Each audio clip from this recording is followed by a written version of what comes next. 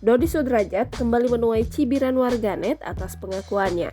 Kali ini ia bercerita soal putrinya Mayang yang dilamar seorang pengusaha butik asal Turki dengan 20 ekor unta sebagai pengikat. Bapak dengan 20 onta. Dodi Sudrajat berujar pengusaha tersebut berbicara langsung dengannya dan meminta Mayang untuk menjadi istrinya. Dodi Sudrajat ketika itu mengaku bingung dengan tawaran pengusaha Turki tersebut. Dia lantas bertanya kenapa untuk tunangan saja diberikan unta sebagai pengikat.